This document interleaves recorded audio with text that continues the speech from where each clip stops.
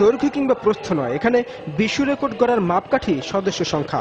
আয়োজকদের লক্ষ্য ছিল 30,000 সদস্য হাজির করা। সেই লক্ষ্য পূরণ না হলেও ওয়ার্ল্ড রেকর্ড একাডেমির তথ্য অনুযায়ী বাংলাদেশ পেছনে ফেলে 24,200 সদস্যের সমন্বয়ে গড়া পাকিস্তান আর 26,904 জনের উপস্থিতিতে গড়া রাশিয়ার বিশ্ব রেকর্ডকে।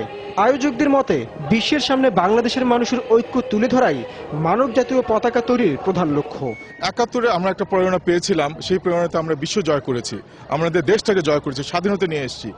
ওই প্রেরণা থেকে আমরা ভাবলাম এখন একটা সময় পৃথিবীকে বিশ্বকে দেখে দেওয়া যে আমরা একসাথে হলে আমরা ঐক্য নিয়ে আসতে পারি।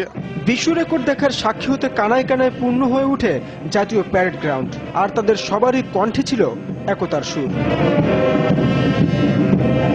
আমি চাইতেছি দেশের শান্তি এবং দেশের মঙ্গল। 30 লক্ষ শহীদে এই অর্জিত স্বাধীনতা আমাদের এটা রক্ষা করা উচিত। বাংলাদেশের পদক্ষেপটি মূল্যায়ন করতে হাজির ছিলেন গিনেস ওয়ার্ল্ড কমিটির অনুমোদিত পর্যবেক্ষক কমিটির সদস্যরাও, যাদের তথ্যের উপরে নির্ভর করবে এই মানব জাতীয় পতাকা ওয়ার্ল্ড রেকর্ড একাডেমির তালিকায় উঠবে কি উঠবে না। শুধুমাত্র ভাষার জন্য, পতাকার জন্য লাখো মানুষের জীবন বিলিয়ে দেন নজির বিশ্বে আর কোথাও নেই। আজ বাঙালি জাতির সেই মহান বিজয়ের দিন।